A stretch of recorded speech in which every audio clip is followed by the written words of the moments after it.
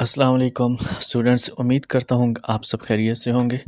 आज के लेसन में हम सीखेंगे कि अगर हमने किसी से पूछना है कि क्या ये चीज़ आपके पास है, तो हम कैसे पूछेंगे।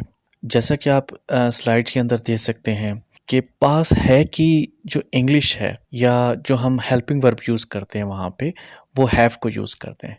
लेट्स सपोज अगर मैं अपने आप से ख़ुद पूछूं कि क्या ये चीज़ मेरे पास है, या मैं आपसे पूछूं कि क्या ये चीज़ आपके पास है, या हमसे सवाल हो यानी कि बहुत सारे हम लोग बैठे हुए हैं और मैं कहूँ कि क्या ये चीज़ हमारे पास है या क्या ये चीज़ उनके पास है। ठीक है, जैसा कि दे। और अगर दो तीन लोगों के नाम एक साथ आ रहे हैं तो मैं उनसे पूछूं कि क्या अली और सना के पास ये चीज़ है, या मैं ये कहूँ कि क्या टीचर्स के पास ये चीज़ है, क्या टीचर्स के पास बुक्स हैं, क्या टीचर्स के पास नोट्स हैं। तो कैसे पूछेंगे।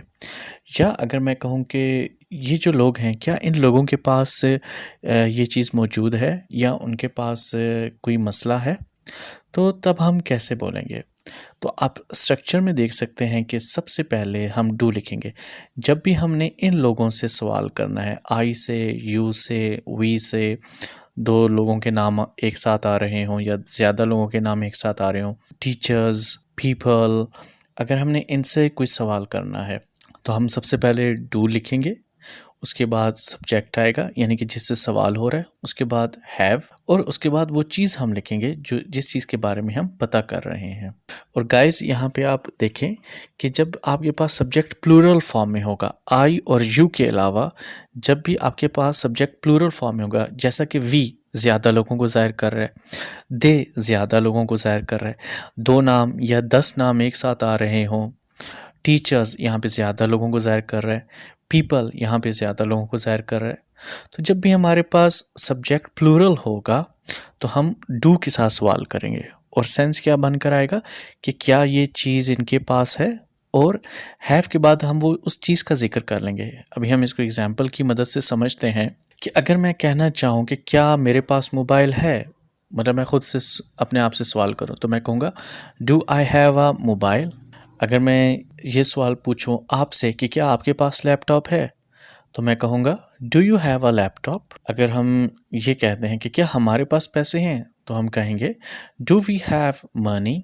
और अगर आप ये कहना चाहते हैं कि क्या उनके पास, वो जो लोग हैं दे, क्या उनके पास कार है, तो हम कैसे कहेंगे do they have a car. अच्छा, अगर हमारे पास दो लोग आ रहे हैं और हम उनका नाम लेके कहते हैं कि क्या अली और सना के पास लैपटॉप्स हैं, तो हम कहेंगे do Ali and Sana have laptops. अगर हम ये कहना चाहें कि क्या डॉक्टर्स के पास मेडिसन्स हैं, डॉक्टर्स, यहाँ पे जो डॉक्टर्स है वो ज़्यादा लोगों को ज़ाहिर कर रहा है, तो हम कहेंगे do doctors have medicines. Gas, अब हम देखते हैं कि अगर हमारे पास सब्जेक्ट सिंगल हो यानी कि कोई एक बंदा आ रहा हो, तो हम उससे कैसे पूछेंगे क्या उसके पास ये चीज़ है। जैसा कि हमारे पास सब्जेक्ट में ही आ रहा है, शी आ रहा है, ठीक है, इट आ रहा है, सना एक लड़की को ज़ाहिर कर रहा है, दिस शॉपकीपर, दैट बिल्डिंग, ये सारे सब्जेक्ट एक एक बंदे को या एक एक चीज़ को ज़ाहिर कर रहे हैं। तो तब हम कैसे सवाल करेंगे। सबसे पहले हम, अगर आप स्ट्रक्चर में देखें तो हम डज लिखेंगे, उसके बाद वो सिंगल सब्जेक्ट आएगा, ठीक है, यानी कि सिंगल पर्सन आएगा या कोई नॉन लिविंग थिंग भी आ सकता है, और उसके बाद हम हैव ही लगाएंगे और उसके बाद वो चीज़ जो चीज़ उनके पास है। अब हम इसको एग्जाम्पल की मदद से समझते हैं कि अगर मैं कहूँ कि क्या उसके पास मोबाइल है और वो एक लड़का है, तो मैं कहूँगा does he have a mobile. अब हम यहाँ पे गाइस जो अपना क्वेश्चन है वो डज से स्टार्ट करेंगे क्योंकि हमारा जो सब्जेक्ट है वो सिंगल आ रहा है। अच्छा, अगर तो वो लड़की है तो मैं कहूँगा does she have a mobile, क्या उसके पास मोबाइल है। अब मैं किसी का नाम लेके कहना चाहता हूँ कि क्या सना के पास लैपटॉप है, तो मैं कहूँगा does Sana have a laptop.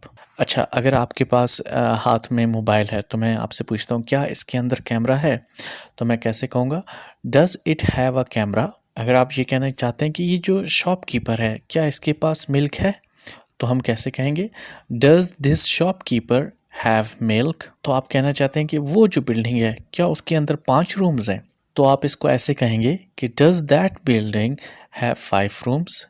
Guys यहाँ पे हमें मालूम हुआ कि जब हमारे पास सब्जेक्ट सिंगल होगा, एक बंदे को या एक चीज़ को ज़ाहिर कर रहा होगा, तो वहाँ पे हम डज़ के ज़रिए से क्वेश्चन शुरू करेंगे और सेंस क्या निकल के आएगा कि क्या ये चीज़ पास है, क्योंकि हमारे पास जो हेल्पिंग वर्ब यूज़ हो रहा है वो हैव यूज़ हो रही है। गाइस याद रखिएगा यहाँ पे हैज़ नहीं आएगा, जैसे कि यहाँ पे डज़ ही हैज़ नहीं होगा, डज़ शी हैज़ नहीं होगा, यहाँ पे हैव ही आएगा।